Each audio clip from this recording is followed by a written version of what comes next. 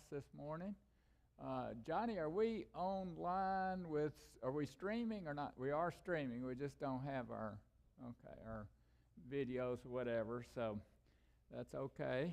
I can sing or dance or whatever would be on there. So, yeah, I can't believe you're clapping. I thought that'd get some boos. So, good. Any prayer requests, announcements this morning? We do have a quick family meeting after church this morning to reaffirm Robert and Roger as deacons. So, hang around for that. It'll be short-lived. Yeah.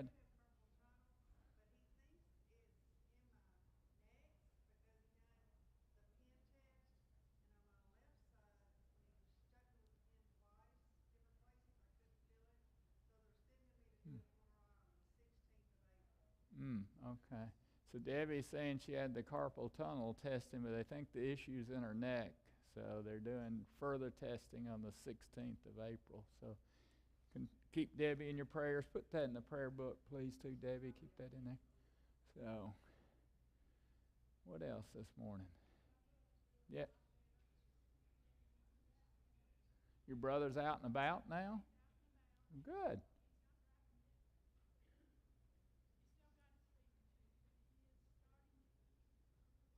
Great. Good news. Glad to hear that. Nona says her brother's feeling better. Yes, Melinda?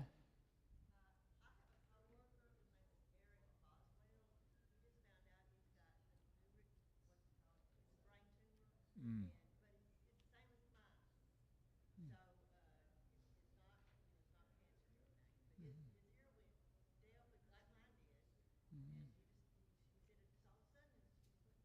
Mm. Mm-hmm. Mm-hmm. Melinda said she has a co-worker, Eric Boswell, who has a brain tumor that is like hers. So isn't that something, though, that God has put Melinda into his life, that now she can be an encouragement to him and walk him through the path that she went through. So sometimes we don't know for a while what adversities we face and why we're facing them until later on. Not to say that's the only reason, but that could be a reason that Melinda had to deal with that, to assist a co-worker, so encourage a co-worker. All right, what else this morning? All right, is that it? Good, we're glad you are here. With that, would someone like to open us in prayer today?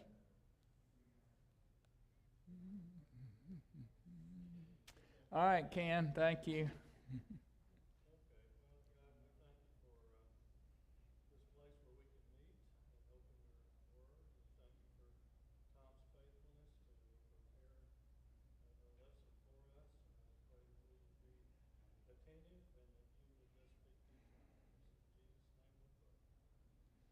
Thank you, Ken. All right, I was getting nervous. There comes my reader. So she's cutting it close. We were going to have to dock her pay for this if she didn't hurry up and show up. Oh, look who's here. Linda, good morning. Yay. She's back just with a cane, so that's great. So doing good, she says. So we're glad she's here this morning. So that's fantastic. All right. Anybody else need a handout? Linda, Helen. Oh, you got one for both of them? All right, good. One. Okay. Sandra, did you get a handout back there? Okay. Jim, you good with handout? Okay, good. All right, so with that, let's jump into our lesson. So as you can tell, I had difficulty in choosing a title for this lesson, so I came up with two different titles. One is Desperate Housewives, or the second is My 11 Sons. So we'll talk about kind of each of these titles as we get through the lesson. So Desperate Housewives comes from an American TV series is described as a comedy, as a drama, as even a mystery television series. It aired from Siri's listening to me here. So I got my phone out so you can see the time, and Siri was thinking I was talking to her. So all right. So anyway, it was an American TV series. It appeared on ABC and CBS both, over 180 episodes from 2004 through 2012. The setting of the series was actually 2004 to 2008. Then it jumped to 2013 through 2018. So it includes this 5-year jump in time. In the series, it has flash forwards and it has flashbacks in the series. And as these desperate housewives as such, they work through domestic struggles and family life. They're facing secrets within the community, within their families, have crimes, and have mysteries hidden behind the doors of their homes. On the surface, these appear to be a perfect suburban neighborhood. So we'll see, I think we'll see anyway, as we dig into the study of the lives of Rachel and Leah, that the television series Desperate Housewives is a pretty good representation of the lives of Leah and Rachel. So we'll get into that a little bit later and talk about what seems to be desperate about their lives. And then the second title is My 11 Sons, and that brought to mind the old TV show My 3 Sons, which appeared from September of 1960 all the way to 1972. So about 12 years that show appeared, and it was about the life of a widower who was an aeronautical engineer, Stephen Douglas, who was played by Fred MacMurray. And it goes through the dilemmas and troubles and challenges, you might say, of his 3 sons and what they faced. And as we go through this lesson and we talk about the 11 sons of Jacob, there were 12, but we're only really going to talk about 11. 11 sons of Jacob, we'll see that they also face some challenges, some difficulties, some obstacles, and dilemmas, and even some horrible acts in their lives. So the 11th son out of the 12 is really the focus of Genesis from chapter 37 to chapter 50, and that is, of course, Joseph. So we'll get to Joseph and spend plenty of time with him in a few weeks or months. So we'll see. So the plan is we're going to go all the way through chapter 36, the death of Isaac, the generations of Esau, and then we'll go back to the New Testament at that time. So with that, we were going to look at a video clip of My 3 Sons, but you just have to know that it was going to be really good and really representative of what we're going to talk about. But so let's look at particularly these 11 sons. Are really, again, Jacob had 12, but we're going to focus on 11 today. So Martha, if you would read Genesis chapter 29, verses 31 through 35. There's a chart in your handout, and we're going to fill out this chart as we go, so called Jacob's Children. And on that chart, it says the child's name, who was the mother of the child, what was the birth statement when the child was born, and who was that statement made by. So, Martha, if you would begin again to read Genesis chapter 29, verses 31 through 35. Now the Lord saw that Leah was unloved, and he opened her womb, but Rachel was unable to have children. And Leah conceived and gave birth to a son and named him Reuben, for she said, because the Lord has seen my affliction, surely now my husband will love me. And then she conceived again and gave birth to a son and said, because the Lord has heard that I am unloved, he has therefore given me this son also. So she named him Simeon. And she conceived again and gave birth to a son and said, now this time my husband will become attached to me because I have borne him 3 sons. Therefore he was named Levi. And she conceived again and gave birth to a son, and said, This time I will praise the Lord. Therefore she named him Judah. Then she stopped having children. All right. Thank you, Martha. So let's talk about this first section of Genesis that Martha just read. So the first child's name that's mentioned is Reuben, and the mother was Leah. And what was the birth statement? What's it say there? The Lord has seen my affliction. Because the Lord has seen my affliction, surely now my husband will love me. So this statement was made by Leah.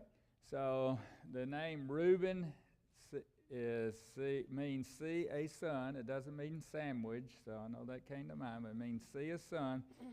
And Reuben really doesn't have any type of notoriety as such in the Bible.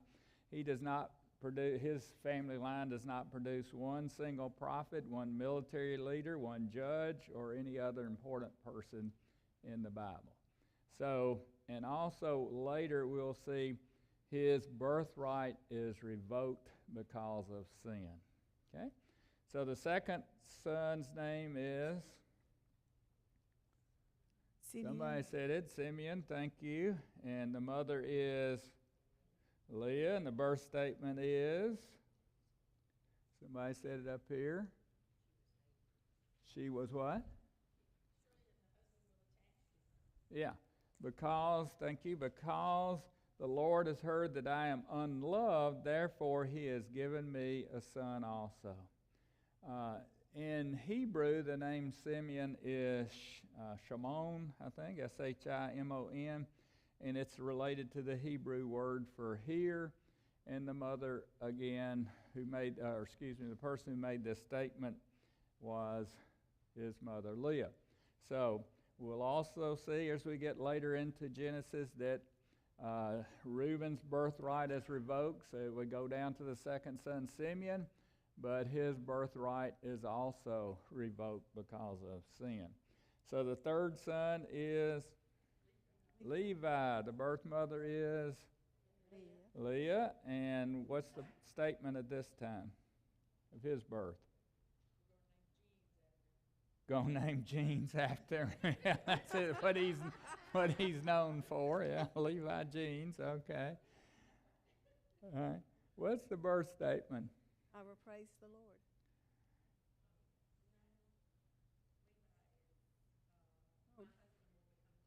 Yeah. Oh. Now this time my husband will become attached to me because I have bore him 3 sons.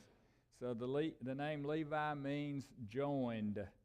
And so the most famous Levite is who? Aaron. I said that too, but then I thought, who would be the most famous? Who? Jesus? John the Baptist. Well, now who was Aaron's brother? Moses. So wouldn't he be a Levite also? So I think Moses maybe is the most famous, but Aaron's right there behind him as such. So the brother. So the birth statement was made by whom? Leah. Thank you. And then we come to the fourth son, and his name is Judah, and the birth statement is, this time I will praise the Lord. So Judah's name means praise. Why would that be the case, that Judah's name would be praise? Jesus, always a good answer, right? So why Jesus, Ken? Jesus was from the house of Judah. He is the line of Judah, and Revelation 5:5 tells us where it says, where does it say that? I lost it. So anyway, believe me, we'll get back to it. So he's the line of Judah, the tribe of Judah. So the name means praise. So the Bible records more about the tribe of Judah than any other of the Jewish tribes. And the word Jew comes from a shortened version of Judah. That's where we get the term Jew. And so this term Jew came into existence after the Israelites returned from Babylonian captivity. So, and then southern Israel was referred to as Judah. Northern Israel was referred to as Israel. So, all right, so let's read on, see about more of these sons. Genesis chapter 30, verses 1 through 8. Mark. Now when Rachel saw that she had not borne Jacob any children, she became jealous of her sister. And she said to Jacob, "Give me children, or else I'm going to die." Then Jacob's anger burned against Rachel, and he said, "Am I in the place of God, who has withheld from you the fruit of the womb?" Then she said, "Here is my female slave, Bilhah. Have relations with her, that she may give birth on my knees, so that by her I too may obtain a child." So she gave him her slave Bilhah as a wife, and Jacob had relations with her. Bilhah conceived and bore Jacob a son. Then Rachel said, "God has vindicated me, and has indeed heard my voice, and has given me a son." Therefore she named him Dan. And Rachel's slave Bilhah conceived again and bore Jacob a second son. So Rachel said, "With mighty wrestling I have wrestled with my sister, and I have indeed prevailed." And she named him Naphtali. All right, thank you. So the fifth son's name is Dan, and who's the mother? Bilhah. Who was Bilhah? Rachel's maid, Rachel's servant. So the birth statement is, "God has vindicated me and has indeed heard my voice and has given me a son." Jan said, "Listen to me." That's basically what it says. So who made this statement? Rachel. So it's interesting, I think, here that to this point, the birth mother, Leah, had made the statement at birth, but now we see that instead of the birth mother, it is we'll call her the surrogate mother, Rachel, who makes the birth statement. So the name Dan means judgment, and the most famous Danite was whom? You really got to know your Bible trivia here. This is bonus credit. Most famous Danite was Samson. Samson was a Danite. Okay? And then the sixth son was Naphtali, and the birth mother was Bilhah, again, Rachel's maid. Who makes the birth statement?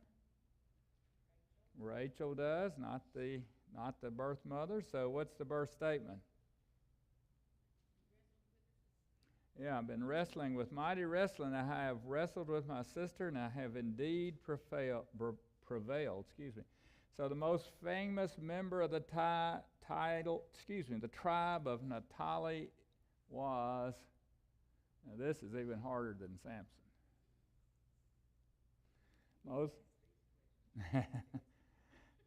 The most famous was Barak, who co-judged Israel with Deborah. So Barak is also mentioned in Hebrews chapter 11 as part of the Faith Hall of Fame. So Barak has some notoriety. All right, let's read on and see about some of these other sons. Genesis chapter 39 through 13, Martha. When Leah saw that she had stopped having children, she took her slave Zilpah and gave her to Jacob as a wife. And Leah's slave Zilpah bore Jacob a son. Then Leah said, "How fortunate." So she named him Gad. And Leah's slave Zilpah bore Jacob a second son. Then Leah said, "Happy am I, for women will call me happy." So she named him Asher. All right, so the seventh son his name was Gad, and the birth statement was how fortunate, and who's the birth mother? Zilpah, who is Leah's maid. And who made the birth statement? Leah made it instead of the birth mother, the surrogate mother, Leah makes the statement. So the most prominent Gadite was, who's that? Somebody? Gotta speak up. Can't hear you. Somebody's saying something, I thought. They're just talking. Oh, they're just talking back there. Okay, I'm sorry. I thought somebody was saying something to me. So the most prominent Gadite mentioned in the Old Testament is Jair, Jair, who judged Israel for 22 years. But Jewish tradition also has it that Elijah was a Gadite. So we don't know that for sure, but that's what tradition has. So the number 8 son was Asher, and the birth mother was Zilpah, who's Leah's maid, and the birth statement was,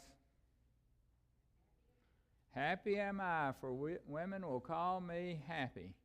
So the name Asher means, guess what? Happy. So, and who made the birth statement?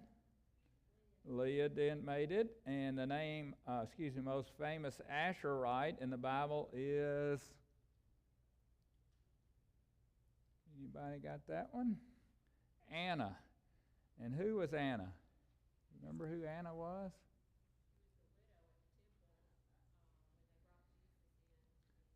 Yeah. She's a prophetess. She was a prophetess. Anna was a prophetess in the temple when they brought Jesus in, and Anna recognizes that that this is the promised one. So, all right, Martha, let's read on Genesis 30, 14 through 20, please. Okay. Now in the days of wheat harvest, Reuben went out and found mandrake's fruit in the field and brought them to his mother Leah. Then Rachel said to Leah, "Please give me some of your son's mandrakes." But she said to her, "Is it a small matter for you to take my husband, and would you take my son's mandrakes also?" So Rachel said, "Therefore he may sleep with you tonight in return for your son's mandrakes." And when Jacob came in from the field in the evening, Leah went out to meet him and said, "You must have relations with me, for I have indeed hired you with my son's mandrakes." So he slept with her that night. And God listened to Leah, and she conceived and bore Jacob a 5th son. Then Leah said, "God has given me my reward because I gave my slave to my husband." So she named him Issachar. And Leah conceived again and bore a 6th son to Jacob.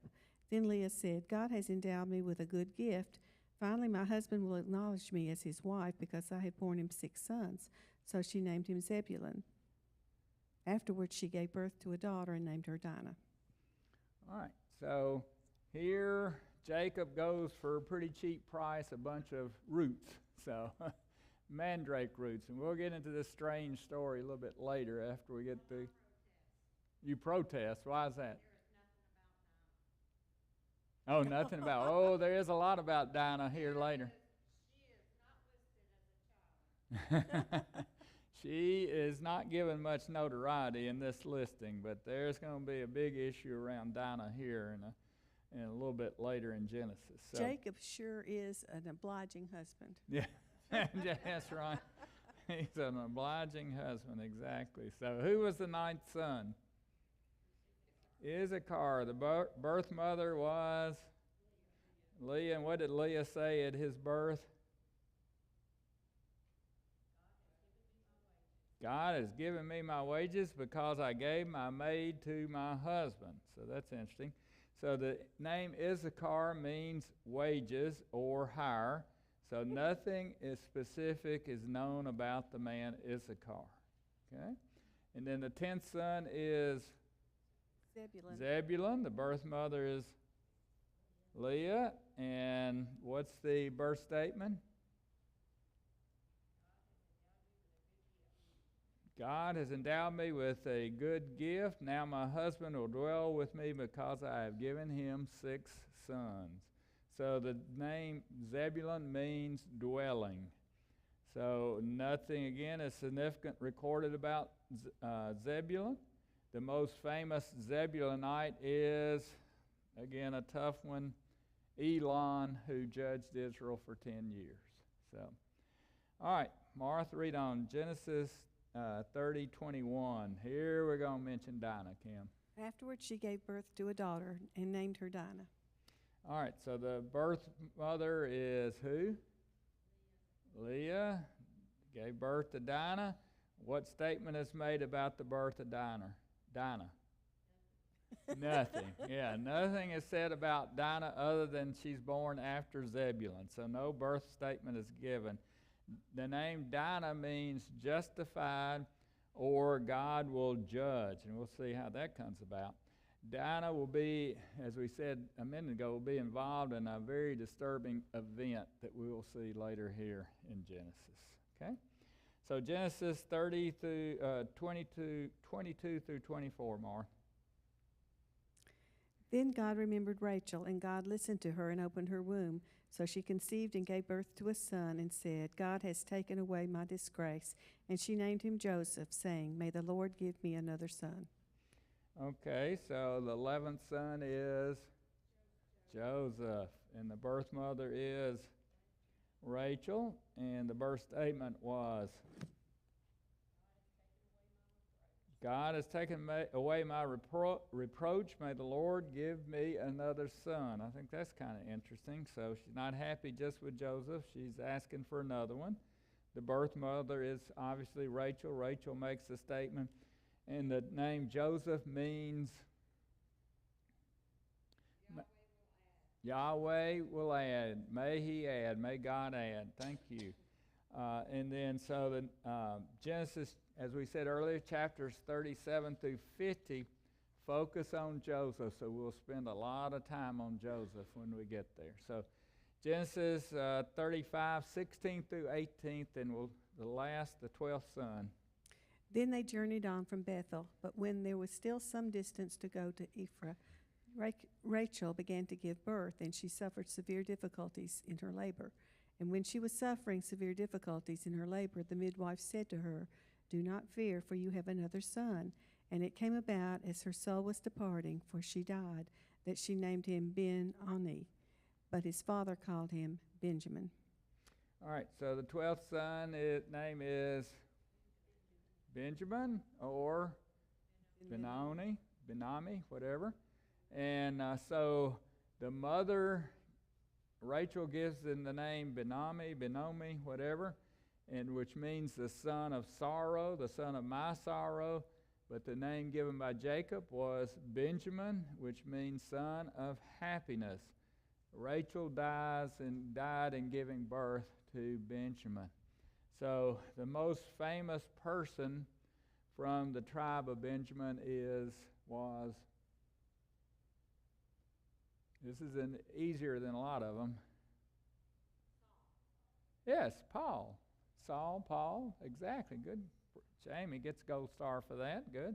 So Romans 11:1 says, I say then, God has not rejected his people, has he? Far from it, for I too am an Israelite, a descendant of Abraham of the tribe of Benjamin. So that's Paul speaking in Romans 11:1. So I think it's interesting here. It all depends on your perspective in the name Benami, whatever, and Benjamin. Rachel has one perspective in this. Obviously, she's dying as she gives birth. But on the other hand, Jacob has a very different perspective. Rachel is, as we said in the name that was given, was son of my sorrow, and in terms of what Jacob called him, would be son of happiness. So very different views on the birth of Benjamin. So now we were going to see a pictorial view of the family of Jacob, but instead we got kids' night in, so that's good. Remember that, April the 11th. So, but with this, again, Leah had 6 sons and 1 daughter that we know of, Dinah. Rachel has 2 sons, Joseph and Benjamin. Bilhah has 2 sons, and Zilpah has 2 sons. So all that totals up to 12. So why do you think that Jacob changed the name given to Benjamin by Rachel? Rachel named it Benoni or Benami, and then Jacob changes it to Benjamin. Why the change?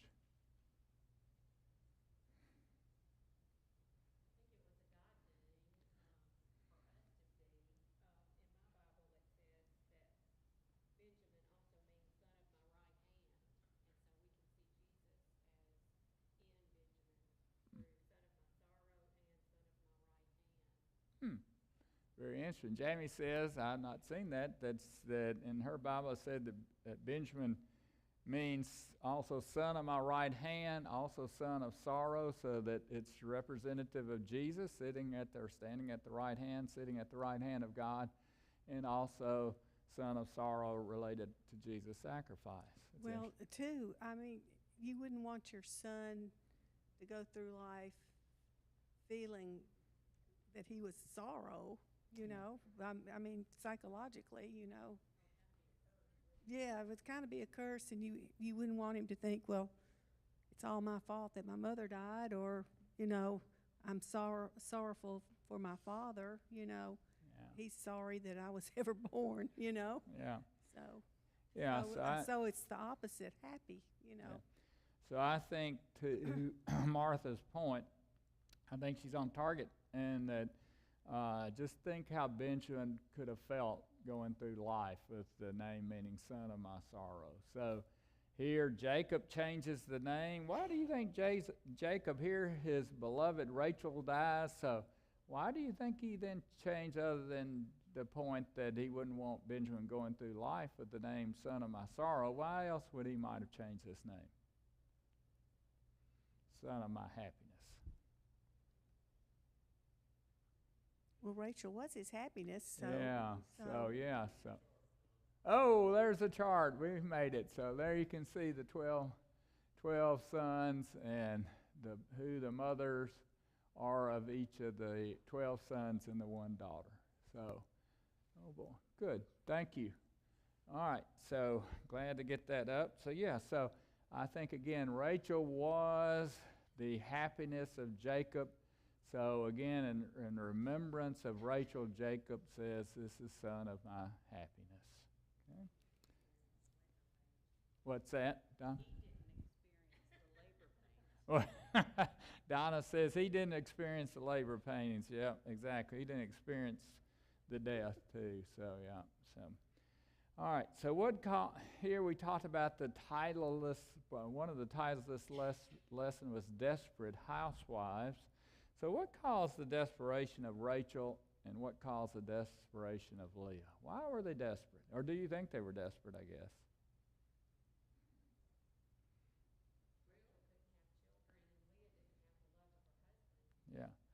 Yeah, exactly. Jamie says that Rachel was desperate because she could not have children, specifically sons, in the culture in which Rachel lived. Not having sons was seen basically as a curse as such. So as a sign of failure or a sign of incompleteness, so she was desperate to have sons.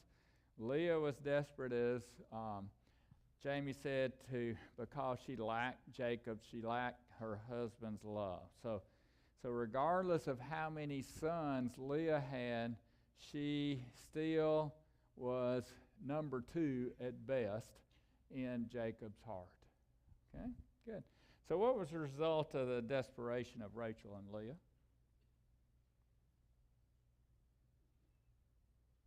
What's that, Alice? Lots of children. Yeah, lots of children. Lots of competition. Was it healthy competition? No, lots of unhealthy competition to have children. What else? Some words used in those verses.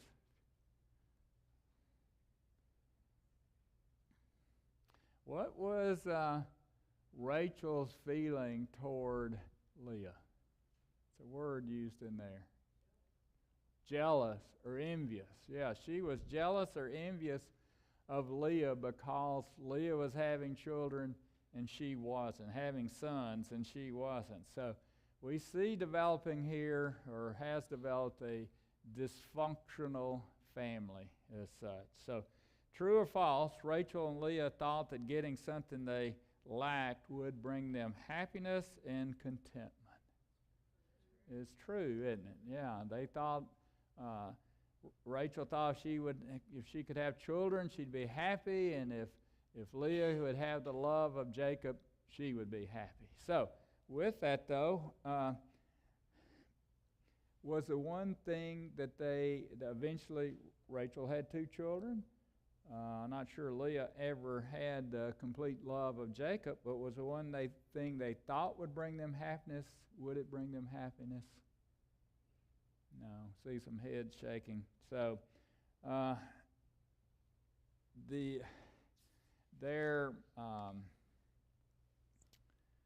even achieving the one thing they thought would bring them happiness didn't bring true happiness. Rachel had a son, and immediately she said, I want another one. So she wasn't happy with one son. Leah, as we'll look at in a minute, the progression of the names of her sons or her birth, the statement she makes at the birth of her son show that, yes, Becky? Their father, it's always a man's fault, isn't it, Becky? Well, maybe. Maybe it was the father-in-law too. Probably had something to do with it as well. Oh, Laban. You're talking about Laban, yeah. Yeah, Laban did. Now Jacob didn't help it any, the father, so yeah. So it became early on a dysfunctional family, didn't it? So, and we'll see this dysfunction continuing significantly. So did Rachel's and Leah's getting what they lacked? Well, we just said that. It didn't bring him happiness, did it? And it doesn't appear that Leah was ever loved by Jacob. So even what they wanted, they thought would bring contentment and happiness, didn't. So do we ever have thoughts similar to Rachel and Leah? If so, what are some of those thoughts we may have? If only what? Never had these thoughts, huh? We can choose to be happy, Donna says. That's certainly true. Yeah.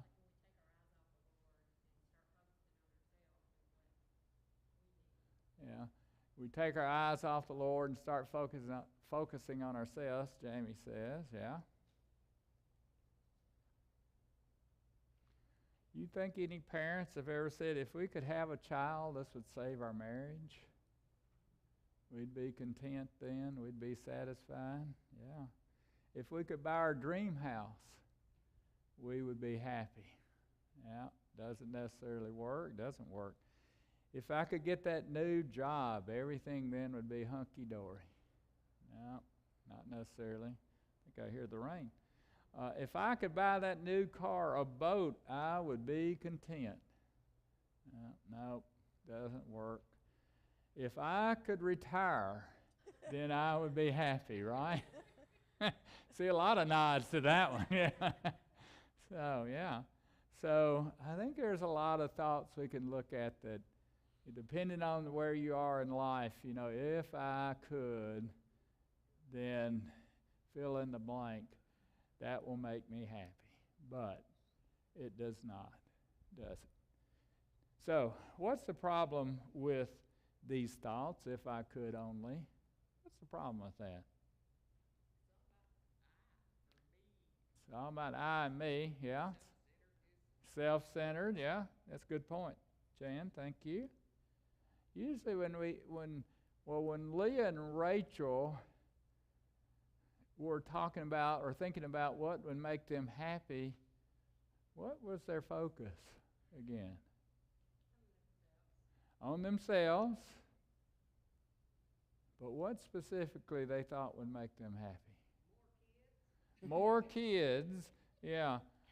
Leah was all about having more kids. And that's as a person, but Rachel was all about having more kids. I said Leah. Rachel was all about having kids. Leah was all about what? Having the love of her husband. So we might not say these are things, but for lack of a better description, the problem is things don't truly make us happy.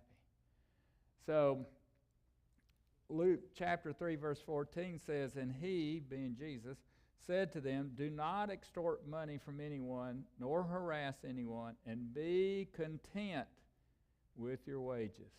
So Jesus is saying here, live within your means. Be content with what you have and where you are at the time.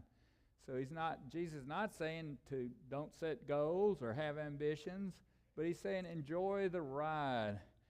Stop and smell the roses as such. So it brought to my mind, so when Martha and I first got married many moons ago, when we first got married, she was in graduate school at MTSU, and I was still, I guess, a senior in college at that time. So she had a graduate fellowship, which paid for her tuition, and she made, I think, I don't know what it was, Martha, how much money did you make a month then? Not much. Not much, maybe $175 a month or something. So while I was in school, I had joined the National Guard, so I got a big, I think it was $125 a month from the National Guard, and I also worked for the YMCA and got a little money from that as well.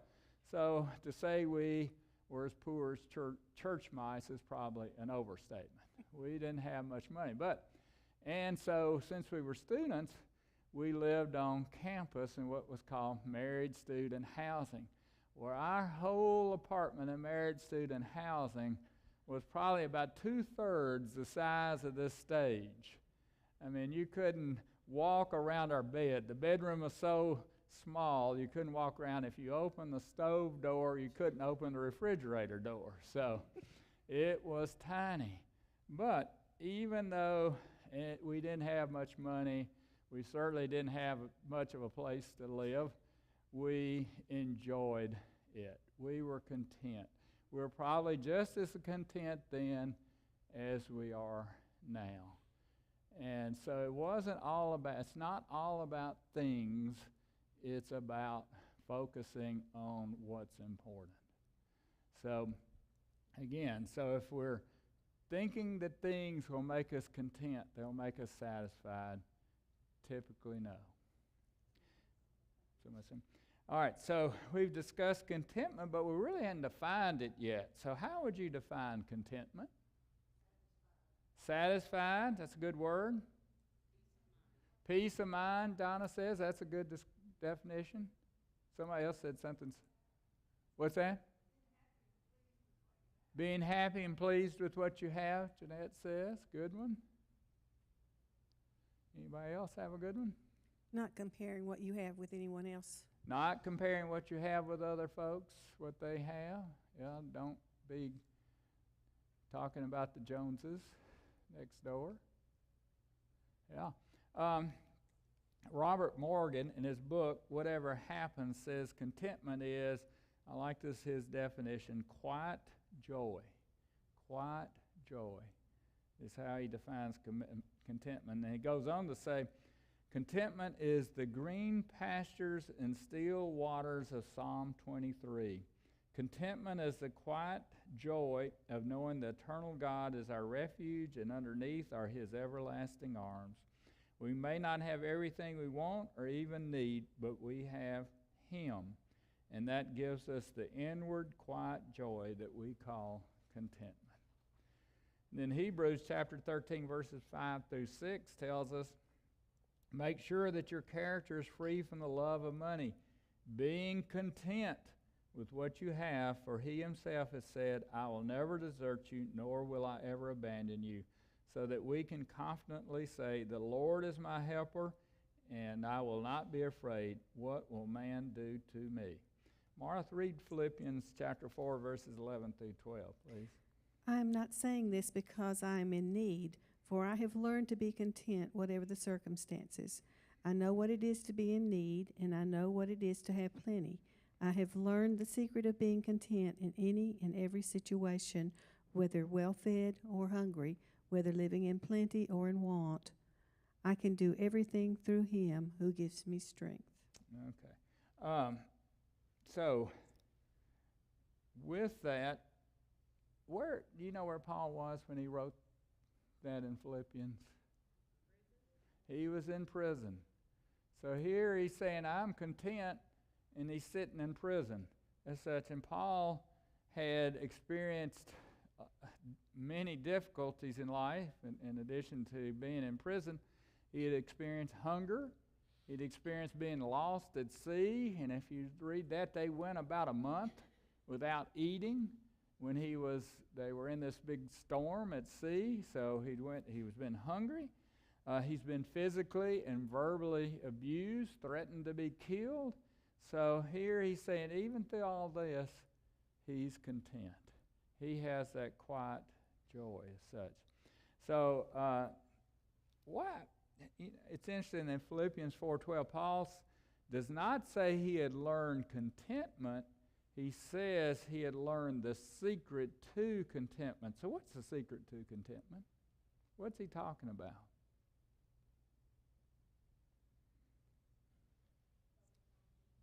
What's that? Focus on Jesus. Always a good answer. Jesus, yeah. Yeah, and that is true. Focus on Jesus. Yeah. Maybe he's counting his blessings. He's counting his blessings. Name them one by one, right? Martha read it. I think the answer is in Philippians 4:13, which says, I can do all things through him who strengthens me. And the Good News translation says, I have the strength to face all conditions by the power that Christ gives me. Similar to what was said a minute ago, Jesus. I have the strength to face all conditions by the power that Christ gives me. Robert Morgan says this verse means whether you reach your goal or ambitions or not, he, being Christ, will give you the strength to have his, Christ, quiet joy. He will give you strength to do your best and then handle the outcome with an inner peace and satisfaction, whatever happens. So, probably the two verses we see most that people write on signs at sporting events, they write on the tennis shoes, they write on their eye black if they're playing football and so forth. One is John 3:16 and the other is Philippians 4:13. However, I think many times these athletes really miss the meaning of Philippians 4:13. They are invoking that verse as such to give them success in the sporting event.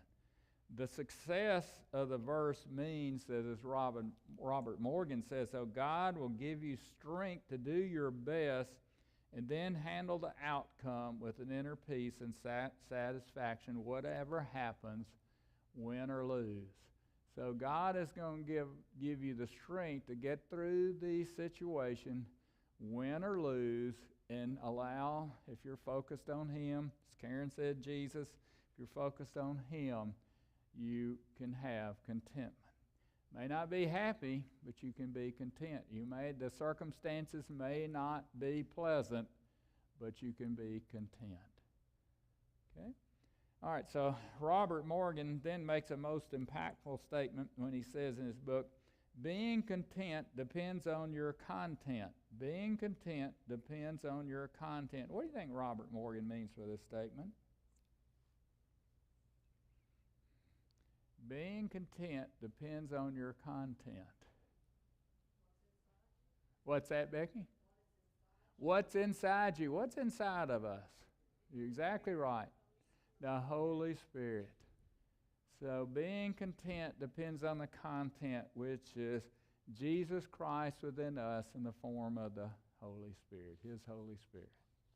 Very good.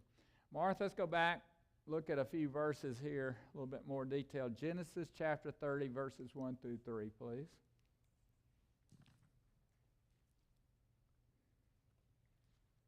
Now when Rachel saw that she had not borne Jacob any children, she became jealous of her sister, and she said to Jacob, give me children or else I'm going to die.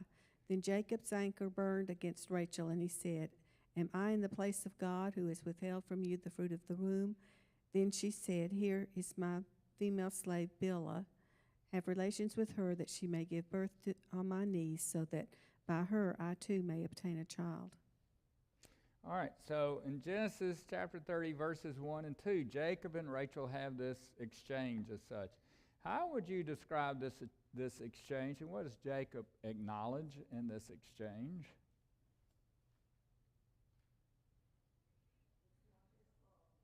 What's that?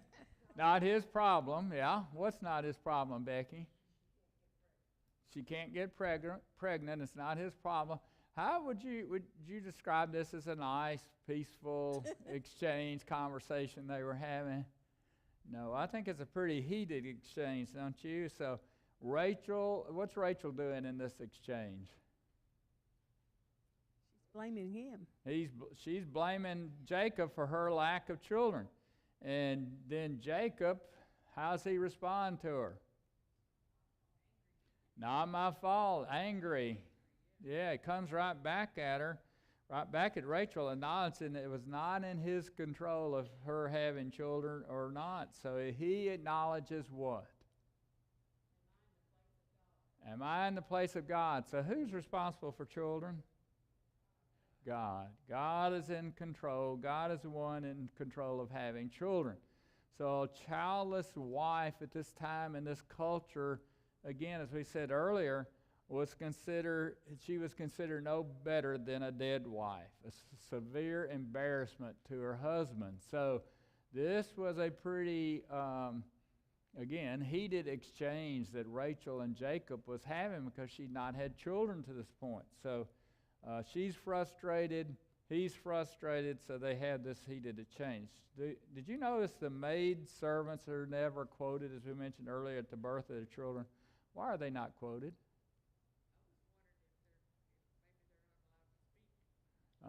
Jan says maybe they were not allowed to speak. No. They were just property. They were property as such. So they were what, again, we called earlier surrogate mothers. So they gave up their motherhood rights at the birth of the child. So the adopting mothers, Leah and Rachel, were in charge. So Genesis chapter 30, verse 3 says, or Rachel said, "Here is my female slave Bilhah. Have relations with her that she may give birth on my knees, so that by her I too may obtain a child."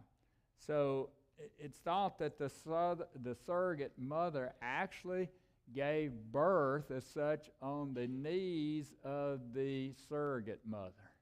So in that day and time, there's really no need for attorneys, no need for paperwork, only the need for strong knees, right? So you could have a adoption process. So here, that was supposed to be funny.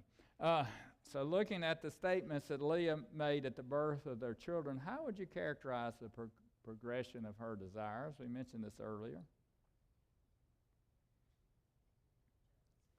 Jealousy, yeah. Didn't seem to make any difference with Jacob. Didn't seem to make any difference with Jacob, with her having all the 6 children as such. She kept having children, and what was the last part of that, Jan? Thinking that Jacob would love her. So if you notice, she moved from desiring Jacob's love, evidenced by Reuben's name, to desiring Jacob's finally attachment, evidenced by Levi's name, to then desiring just to share the dwelling with Jacob, evidenced by Zebulun's name. So what a sad commentary as such on the relationship between Jacob and Leah. So, all right, so I find this quote quite interesting, and it says, "The troubled child of desperation is obsession, but the healthy child of desperation is devotion." What's this quote say to you? All right. It says, "The troubled child of desperation is obsession, but the healthy child of desperation is devotion."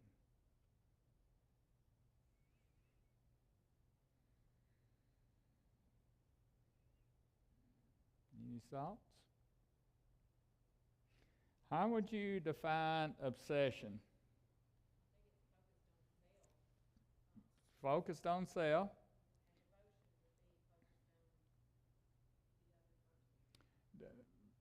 Devotion will be focused on the other person.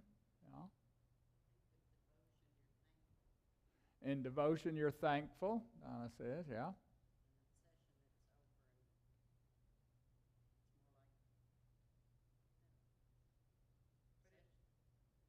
What's that, Jan? Obsession is more like what?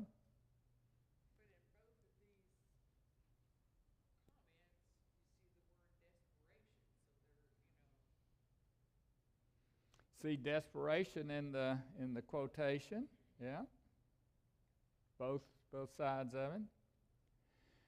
Dictionary.com defines obsession as the domination of one's thoughts or feelings by a persistent idea, image, desire, etc. The Free Dictionary defines devotion as ardent, often selfless affection and dedication as to a person or principle. So do you think obsession is healthy? No. Is devotion healthy? Can be, yeah. So healthy devotion, if not careful though, may turn into unhealthy obsession if not controlled. Devotion can be a good thing, but if we don't control it, it can turn into obsession. All right, so I believe here the desperation of Rachel and Leah became obsession, didn't it? It is displayed by a troubled, dysfunctional family that we'll see more evidence of this as we go further into Genesis.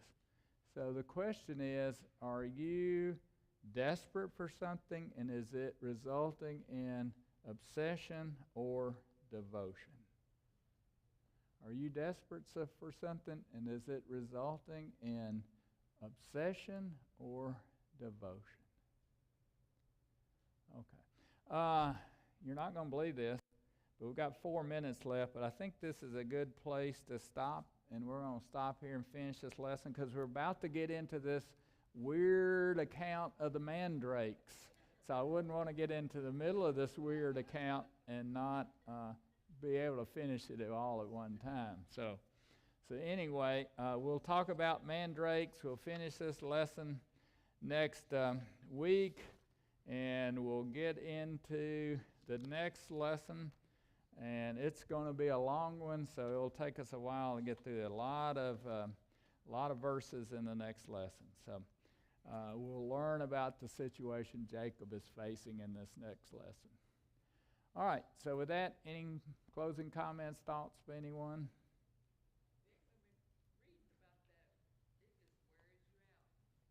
Reading about what? Oh, reading about all those children wears you out as a woman, yeah? Okay, good. Well, y'all have a blessed week. We'll see you next Sunday.